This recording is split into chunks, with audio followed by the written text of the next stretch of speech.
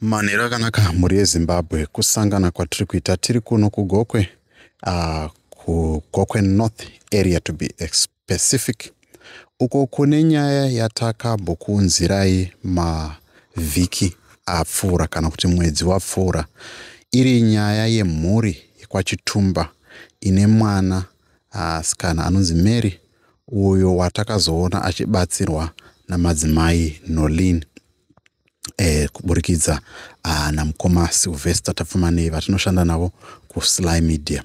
Now kizai tidzokere kumashure titsanangure zvakaitika kumashure kana wanga uri usati wambonzwa nyaya. Zvakaitika ndezvekuti vana baba ava mwana wavo anonzi Mary akatanga kurwara ndobva vaenda naye kuchipatara. Vaenda naye kuchipatara akazotanga kuzomanifesta kana kuti kutaura zvimwe zvinhu zvanga zvinika kupomerana kuti pane uroyi wanga uri kuitika. Asi mukufamba kwenguva zvinhu zvakazoramba zvichichinja kusvika mwanasikana uya akanga asingachagoni kutaura uyezve asingachagoni kufamba kana kugara. Mushure mekunge vaona dambudziko iri vachienda kuna madzibaba, vana madzimai nevamwe vanobatsira, asi hapana pakaitika ratingati pundutso yakabuda. Zvakazoitika ndezvekuti sevanhu vakanga vari pakutsvaga vakazoendawo kuna mambo Chireya vachitsvagawo rubatsiro kuti ndingaite sei kuti ndibatsirwe panyaya yemwana wasikana wangu. Vasvika vakasvika pana sekretari wamambo Chireya akabva avapa vamwe madzimai vavo vachizoti ina handikwanisi kubatsira mwanasikana wenyu. Mushure meizvozvo vakazopiwa n'anga inonzi Mapiye uya akazovatorera pfuma yavo inosvika pakuti mombe dzinokwana kuita idzo 4 ne$750 pamwe chete nembudzi nedhoo nemachira. Now nyaya yakazoenda kwatete Tilda inova yakaita kuti vazhinji muizive. Mucharangarira mwanasikana uya wataiona achidya nekusika rudzi yake, asi sezvamunoziva mwedzi wawo wapfuura watabva October pakaita batsiro yakabva kuna madzimai Nolin avo vari kuchiri kumubatsira, tingangoti vachiri murapwa wamadzimai Nolin vachiri kubatsirwa. Saka takazoda kuti tichinzwisa kuti zvakazofamba sei panyaya iyi, nekuti nyaya yakapinda mudare mamambo Chireya.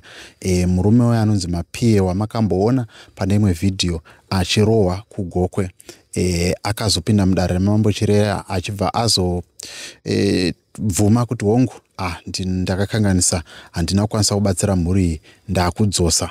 Saka kudzosa kwaakataura akasvika achibva apika pamberi pamambo, zvamunongoziva kuti izvi ndo zvaaikwanisa kuzodzosa. Saka tazoita hurukuro nababa vaMary vachiedza kutsanangura zvakaitika, uyezve vane mubvunzowo kuti zvingafambiswe sei kana munhu achinge abirwa nenzira iyoyo, nekuti yatingati way iri kuitwa namambo yekuti vawane zvinhu zvavo ndeyekuti mapurisa achaenda kunotumba zvinhu pamba pemurume uyu anonzi Mapiye. Saka naizvozvo ngatipindei muhurukuro yataita navo vachitsanangurawo maitikiro azvaita zvakaitika kudare ramambo. Saka regai tinzwe kuti zvakafamba sei, uyezve imi semhuri yeZimbabwe mune mazano here, vana chipanga mazano tinokudai kune vanoziva mutemo kuti zvinofambiswa sei kana zvinge zvasvika pakadai. Tibatei panhamba dziri pascreen, mutipowo mazano atingakwanise kupawo hama yedu iyi kuti ikwanise kuwana zvinhu zvayo, ndokunge kana nyaya yavo yakwanisa kusainwa namambo kuti ngavaenderere mberi. Asi kana kuri kuti mapurisa amambo akwanisa kuenda kunotora zvinhu, tinenge tichitiwo pane rakanaka. Asi toda kuti tisvike kumba kwacho timboona situation iriko. Saka tiri kukumbirawo mhuri yeZimbabwe vakasununguka kuti bata kuti tibatsirane panyaya iyi yekuti tiende kwana baba Mary kwaChireya chinhambo kubva panapa kuti tinonzwisisa kuti zviri kufamba sei, uyezve nyaya iyi yakamira sei, uyezve vemunharaunda imomo vari kuzvitorawo sei pamusoro pemwanasikana uyu ari kurwara, uyezve nevabereki vakatorerwa pfuma yavo. And isusu semhuri yeZimbabwe tingaite sei kuti tidzivirire matambudziko akasangana naye. Ngatipindei muhurukuro yandaita nababa vaMary vachitsanangura zvakaitika mudare raMambo Chire. Halo, sorry, foni yazokata. I think airtime yange yapera. Alright. Muchiri kutaura kuti izvo makataurana akanzi ngaabhadhare, akanzi abhadhare, Mambo akati abhadhare zvakadii? Akanzi iye ndiye Mambo akati dzosera vanhu zvinhu zvavo zvese. Saka iye ndokuti ndinokwanisa kubhadhara mombe 4 nemachira maviri nedhoo. Saka ndokubva zvanzi tiuye svondo yapera iyoyi kunzi tizoenda tinogamuchira zvinhu zvedu. Ndobva taenda nobva yati ndashayiwa zvinhu zvaya ndawana ngoro 2 ne$100. Saka ndozvamuchinawana ngoro dzachona dzakafa mazenha kuti kwai tinonamisa kuenda kunoweredhesa.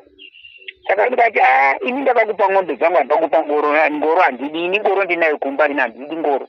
Chandoda ini ng'ombe dzandakakupa, handakukupa ngoro iyi.